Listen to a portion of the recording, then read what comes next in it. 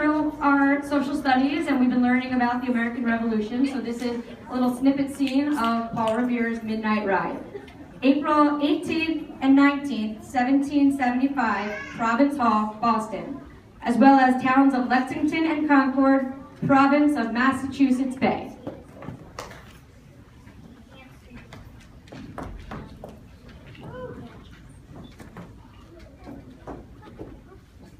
By April 1775, it was clear that most patriots would no longer accept British rule in the 13 colonies. Much of this immediate cause of this was tea. The Tea Act was the British Parliament's latest plan to tax the colonists. The idea was extremely unpopular, and led by the Sons of Liberty, it resulted in the Boston Tea Party of December 16, 1773, when 342 chests of tea were dumped into the Boston Harbor. The British government was furious. The intolerable acts were introduced to punish Boston and the province of Massachusetts Bay, and in response to the British action.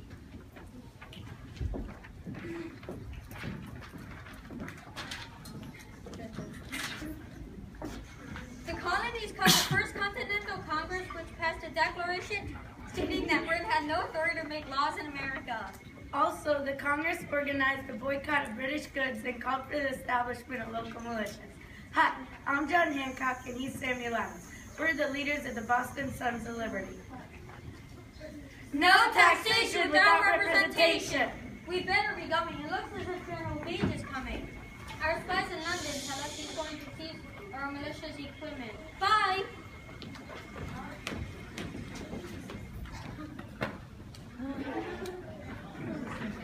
General Thomas Gage here at your service.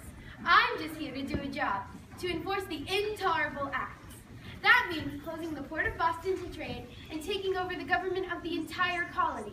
Some people may think of me as a kind of dictator, but I'm actually a really nice man. Boo! Who said that?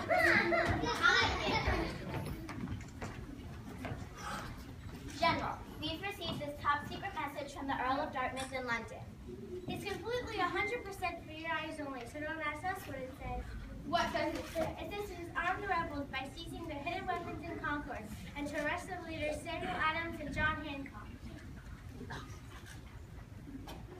But I really don't know what it says because it's a secret. Neither would I. It's that man again, Sergeant. I'm sure he's watching us and probably listening to our conversation. No, I'm not. See, there's nothing to worry about. Let's return to barracks for a nice game of cricket. Woohoo! See you soon.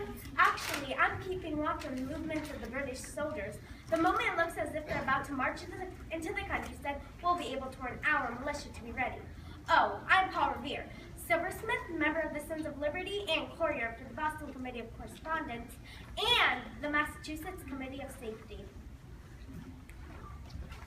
Well, unluckily for the rebels, I'm not one of those officers who rose through the ranks solely due to wealth and family connections. Oh, yes you are, Thomas. Huzzah! I'm an aristocrat! Wait a second. Where's that letter gone? I had to do something important with it. Now, what was it?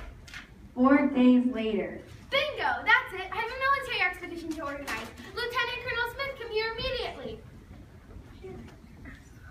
Listen, Smithy, you are to proceed in total secrecy to Concord at once, and you are to destroy the rebels' military stores there. But won't that be very difficult all by myself? Fine. You can take 700 of the King's regulars with you. And remember, when it's terribly dark and dangerous and incredibly scary, I'll be at home enjoying my favorite strawberry jelly after dinner tonight. Good luck, and remember, Mama's still living. Where's my wife gone? Margaret was born in New Jersey, but I know she is totally loyal to the King. That's very interesting. Ah, there you are, Margaret. Is my strawberry jelly ready yet? Not quite, Thomas. I was just telling Dr. Lauren that you're sending Smithy with 700 soldiers on a secret mission tonight. He's a VIP and on the most important patron organization in Boston. What? That's terrible. I'm completely shocked. I want my strawberry jelly right now. Wait a second. Who did you say he was? Just a harmless local doctor. Shall we go and find some strawberries in the kitchen? Sounds good.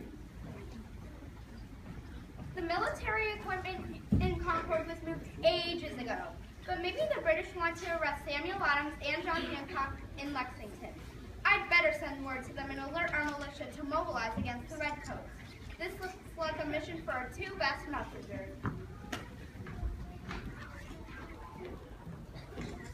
Gentlemen, tonight you must go ride to warn Samuel Adams and John Hancock that the King's regulars are on the march. Paul, take the route over the river. William, take the long way around by land. Be careful. There will be a lot of British patrol on the countryside tonight. And so sometime between 9 and 10 o'clock on the evening of April 18th, 1775, Paul Revere began his midnight ride. While Dawes left via the southern route through Boston next, Revere first went to Old North Church to instruct the lantern signals to be given to the colonists of Charlestown. Robert, I need you to light 2 lanterns as a message for the people of Charlestown just in case I get captured.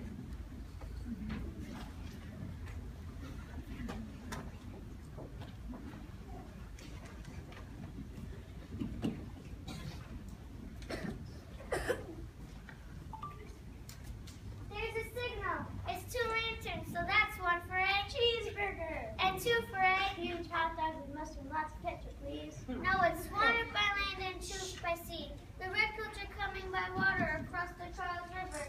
We need to send riders into the countryside. Are you hungry again? I forgot to have lunch. I don't suppose there's time for a snack. I could eat a horse. Robert, I need... Thanks, Robert. There's now a moment to leave. I have to gallop away immediately. I don't seem to have a horse. No problemo. Borrow the deacons. He definitely won't mind at all. Bye.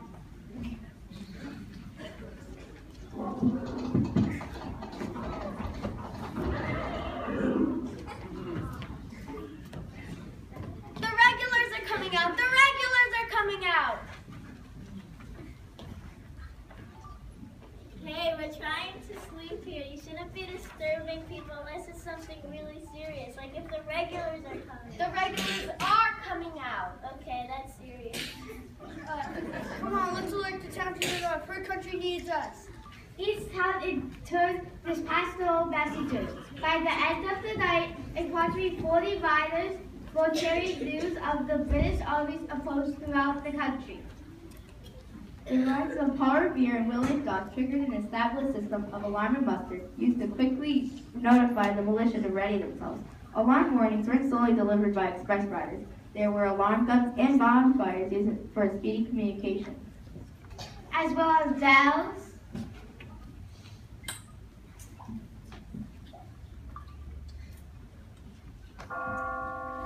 drums, and trumpets.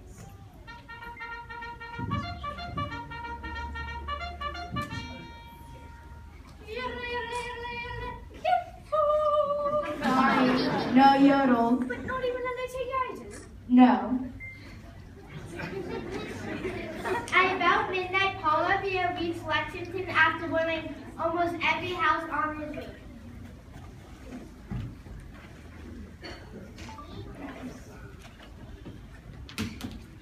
Mr. Adams, Mr. Hancock, 700 regulars are coming to arrest you.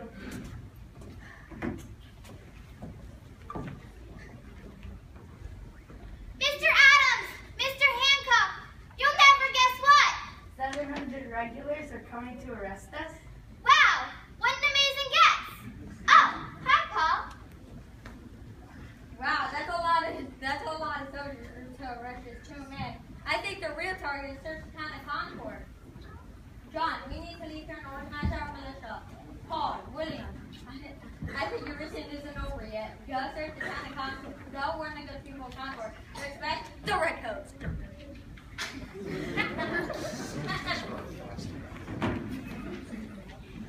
I don't believe it.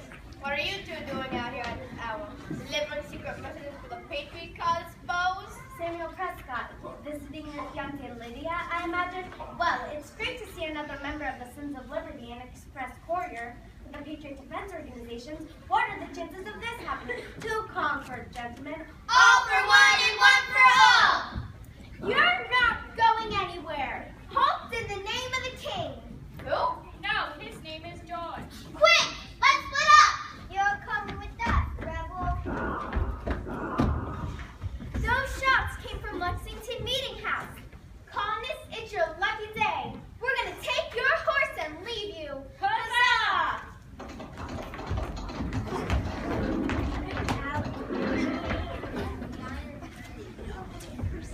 Paul Revere returned on foot to Lexington, as did William Dawes, after being thrown from his horse in his daring escape from the British roadblocks. Only Samuel Prescott was able to alert the inhabitants of Concord. At the break of dawn on April 19, 1775, 80 militiamen under the command of Captain John Coulter stood in ranks awaiting the rebels on Lexington Village Green. Stand your ground. Don't fire that fire this time. But if they mean to have a war, let it begin here. Lay down your arms, you cursed rebels! A mystery shot rang out. The rebels opened fire without orders and charged with bayonets while the heavily outnumbered militia retreated. However, the militiamen in the surrounding countryside were quickly on the march. They began to arrive in Concord in their hundreds and then thousands, and they proceeded to fire the shot heard round the world at North Bridge. The rebels retreated back to Boston under continuous attack. They were only saved from total defeat by the arrival of British reinforcements with cannon.